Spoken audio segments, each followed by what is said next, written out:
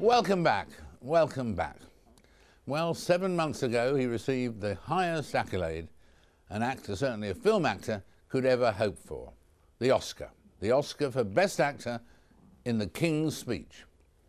Now Colin Firth is back on the big screen again with an adaptation of John le Carré's Tinker Tailor Soldier Spy.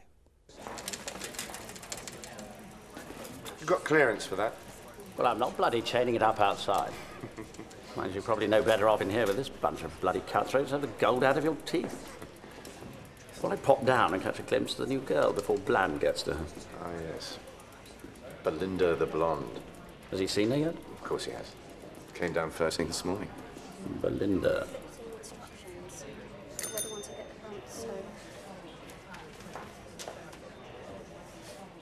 Well, I spoke to Colin earlier this week.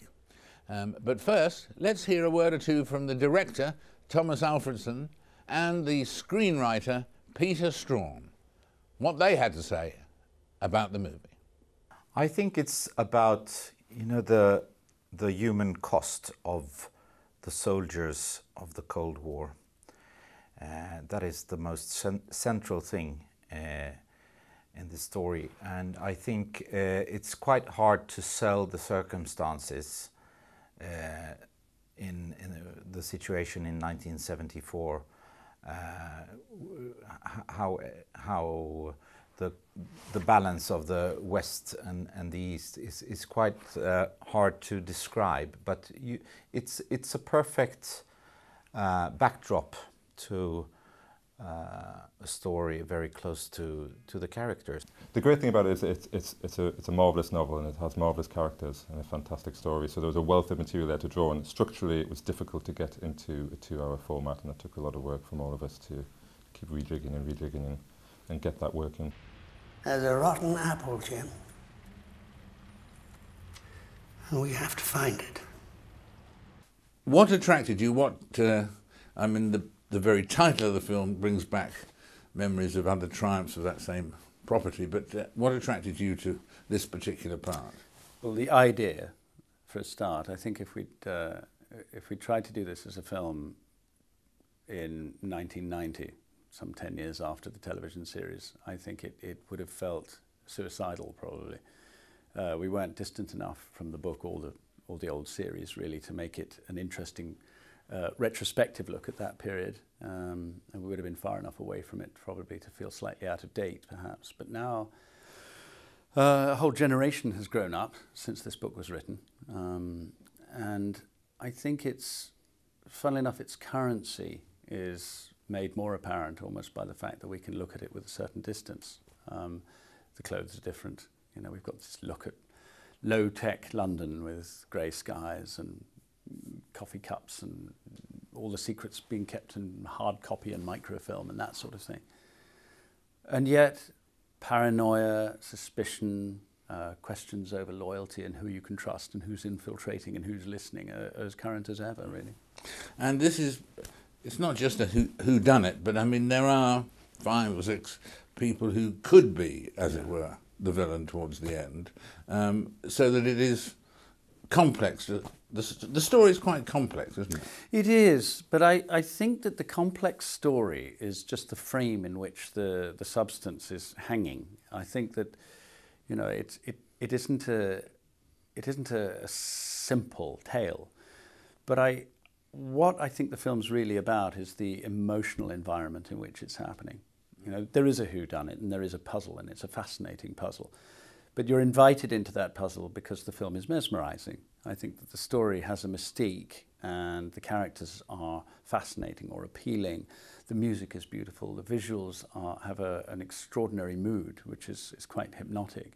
And so you want to know what's going on. It's not an arduous process. And you've got this great legendary author of the book originally, John le Carré. Mm. Did you get to meet him in the course of the film? I did. I was lucky enough to meet David Cornwell. That means John le Carré. That means John le Carré. And I met him some 15 or 20 years ago. And he's obviously endlessly fascinating company because his well, his experiences are extraordinary, as much as anything else, but also he's an amazingly erudite man, and very, very generous with his ideas and with his thinking, and he was very generous towards us, and he did come to visit the set. He even makes a little appearance at the MI5 or MI6 Christmas party. Oh, he does an Alfred Hitchcock. You'll see him in there, like an Alfred Hitchcock cameo, and he's been extremely nice about the film as well, which is a great relief to us all.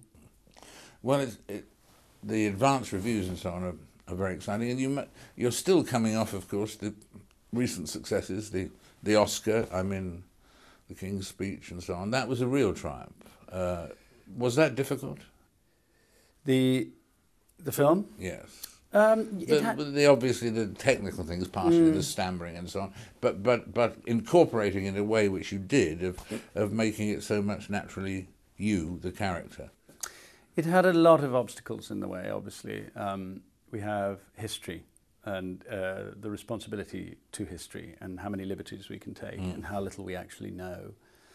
And then you have the technical challenges, not just of the stammer, but of playing somebody who is remembered. And so you have to be loyal to that if you can, but you also have to be loyal to a script which is trying to tell a particular story. So yes, there were difficulties, but it was... Was there a period when you had to master the speech angles of it that were difficult? Or? Yes, there were. It didn't come... You had a very good tutor. Well, there's nobody who can tutor you in stammering. There's a whole world of people who will help you not to stammer or to manage your stammer, but nobody's been trained to help you stammer. Yeah. And so though you can have the people who deal with the problem, they are not there to take you the other way. They're there to help you overcome it. But that actually can also, by getting some sort of analysis of it, can help you. The person who was most helpful to me, I have to say, was the writer, David Seidler, who had dealt with the stammer all his life and was born in the year that George VI became king and had grown up listening to his broadcasts on the radio and had been through a lot of the therapy techniques which were almost contemporary to those that the king went through. And so he was able to give me an insight into how it felt and into the emotional world of someone who's struggling just to and speak. I sense from things you said that you got to know, although of course he's not alive, you got to know the king and empathise or sympathise with him more than you expected. Very much so. How much I got to know him, it's hard to presume, but in terms of the affection that I developed for him and the regard I developed for him, that was much more profound than anything I anticipated. Really? Yeah, there was an extraordinary, because he's not... Because you're not particularly a monarchist at all. Not particularly. And the fact that you therefore found that real warmth in the character was really doubly interesting. Absolutely, and I have my regard for them as individuals, and I don't have a passionate position on this anyway. I take people as I see them, and I think this is a man who exhibited extraordinary courage, and I'm very moved by his humility and his humanity. And to see somebody who, it seems to me, who in that regard had more or less written himself off as someone that was capable of doing a job that was so important and so public, at a late stage in life, completely rediscover himself and find these personal resources was very moving to me as a human story. And also, to see how important a role like that could be. I've never concentrated very much on the world of royalty, but to see him do a job which is basically not unlike that of an actor, and to do it as successfully, was something that really resonated with me. What you have concentrated on, if not monarchy or all of that, is very much in terms of persuading people in areas like refugees and ventures like that you have got very much involved in today's world, haven't you? And you formed a company for that purpose and so on. Yes, I mean, I trying to engage with things that I see around me. Yeah. It comes quite naturally to me. It's something that's always been in my family. It just seems to be what you do if you're a member of society. You know, my parents and grandparents and great-great-grandparents have always tried to interact and develop relationships with people who are outside their own métier, you know, and try to, you know, use whatever facilities they have to be helpful. And that's just handed down to me, and I think it's something many people do. I think it's something we probably all try to do up to a point and use whatever tools you have. I don't do it because I'm an actor, and I don't do it just because I feel that if you have a profile it has to be used. It's much more because I'm a voter and a citizen and a consumer and all those things that make me complicit in the problems that we have around us. And I think as one of the sinners, I think you know, we have to do our best to you know, to try to limit the damage we're doing. And you've got, obviously, as everything that happens, you've got more of a basis for doing that, more of a power to do that than ever. I mean, since the Oscar, and then since the next film, since this film. It's hard to know whether that's true or not, and it's hard to know how to deal with it because, you know, as I said, whether I was doing something that had a public element to it or not, I have opinions. I've always been a bit of a windbag, and you know, I would be doing it whether I was working very privately or publicly. I don't relish being a pain in the neck, but if I'm really going to be one, I might as well do it in the course of something that I you feel believe something in. about. Yeah. Yes, absolutely.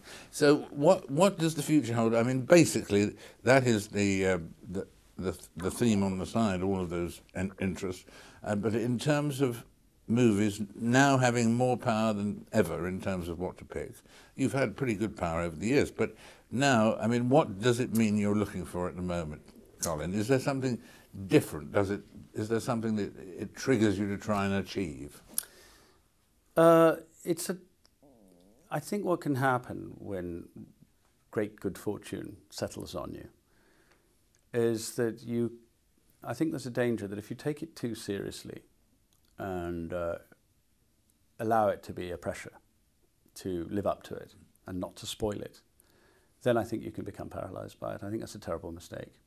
I mean, I'm not speaking with years of experience here. I'm just assessing the situation as I see it now and seeing what might have happened to others.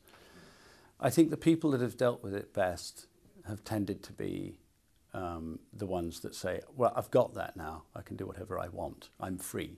I can make mistakes. I can take chances. I can do something silly if I feel like it. I can do something serious if I feel like it. And I feel that that's a far more liberating and healthy way to look at it. Absolutely. And people who can say, well, I've had 2 big hits, so I can afford 3 disasters and I'll still be up in the balance of Yes, life. because however carefully you try to strategize it, you can't really control it.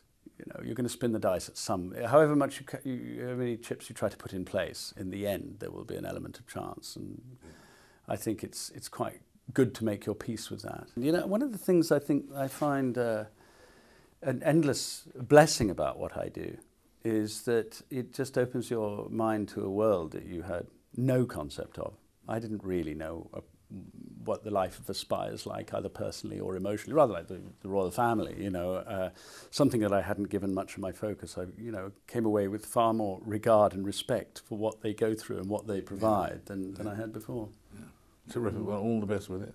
Thank you. Look forward to seeing you again soon. Thanks a million. Thanks. Colin Firth. Now, there's a link between Colin Firth, who was there at the Oscars this year to win the Oscar, and my next guest, Wolfgang Puck, who is at the Oscars every year. Can you explain that to everybody? Well, I have a restaurant, and I actually do the after party at the Oscars, the governor's ball they call it, and you know, people who win an Oscar come there. But we have a famous restaurant in Beverly Hills called Spargo, and the newest one called Cut. And I think Colin Firth really loves it there. Very good. Well, that's the link. and this month sees the opening of that brand new restaurant here in London called Cut. So you started your career in Europe, right? Yep. Because you're born in Austria. I yes? was born in Austria. And you worked as a chef and sous chef or whatever in Paris? In Paris, in south of France, like at Beaumanière. I worked at l'Hôtel de Paris in Monte Carlo and at Maxime's in Paris, which I thought was one of the great restaurants of that time. In the 70s, Maxime of that time, was it. Yeah. And when it came to opening your own restaurant, what decided you could take the risk, as it were? Well, I always wanted to own my own restaurant. When I was at Beaumanière, Mr. Tullier was the chef and also the owner. And I said, he is really my idol, my example. I wanted to do the same thing. And at that time, as a young kid, really, going to America, I thought everybody is rich in America. I saw everybody driving a Cadillac, a big Chevrolet. I said, I want to be like them. You know, I'm going to try. So I came first to New York. I didn't like New York. And then through a friend, they offered me a job in Indianapolis. And I arrived in Indianapolis. I said, that's Indianapolis for the famous auto race, you know, the 500 miles. So I couldn't leave there. I had no money. And I worked there for a year. But then I moved to the West Coast, to Los Angeles. And I really worked at a restaurant called Ma Maison, where I first met you when you did big interviews out there. That's right. Yeah. And I think there already I said, I'm going to open my own restaurant. I don't care if it has 20 tables or 5 tables or whatever. You know, I want to be my own boss. And it took me until 1982 when I opened Spago, the first restaurant, and that became a huge success. And then we opened a few more since. What's the key talent you've got to have as a good cook or a good chef? Yeah. And incidentally, is there a difference between being a cook and a chef? Well, I think in America they call everybody a chef. Now in Europe, the chef is really the main person, the head of the kitchen. You call him chef. The other one are chef de partie, sous chefs, or commis. So I think a good cook has to love food. If you don't like food, if you don't have passion for food, I don't think you can ever be a good cook. So I think that's the first thing.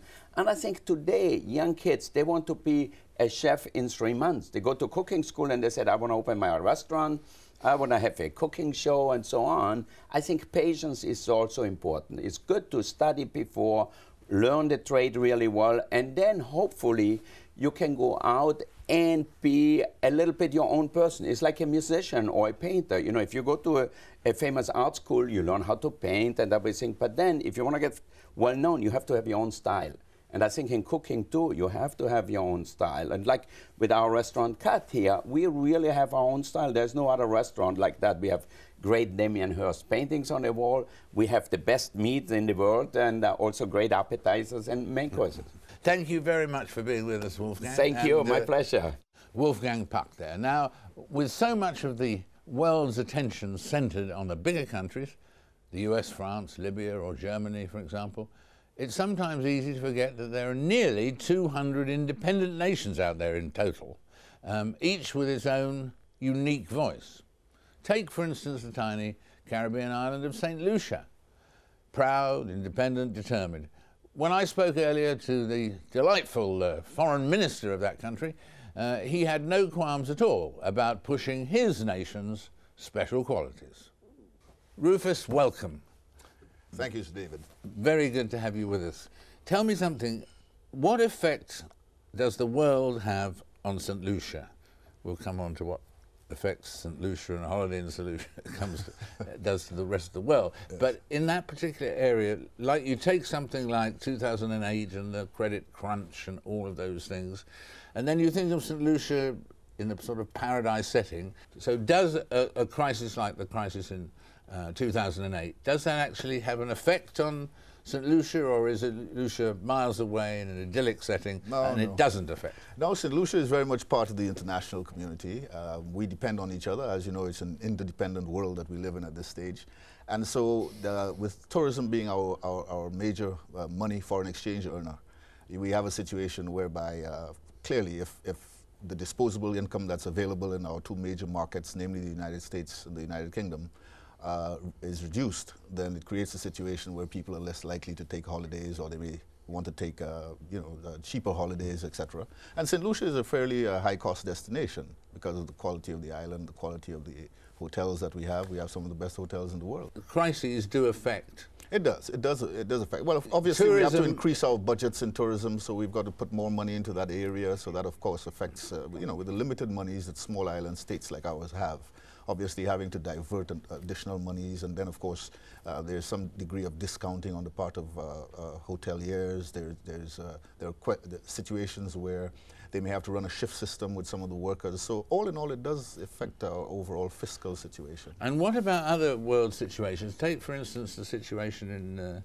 in Libya. Now, Yes, yes. I read in the papers from your homeland and so on, there's real concern because you've got a number of trade deals going with Gaddafi and Gaddafi's Libya and so on, and Yes. that you're worried now that will they still go through with a new era that while some people are just celebrating what's happened there, that you have real worries about this. Well, I mean, I think I should preface my answer by saying that St Lucia has basically taken its cue from the international community in terms of how we deal with Libya. When Libya was ostracized, St Lucia and much of the Eastern Caribbean did not have much of dealings with Libya at all.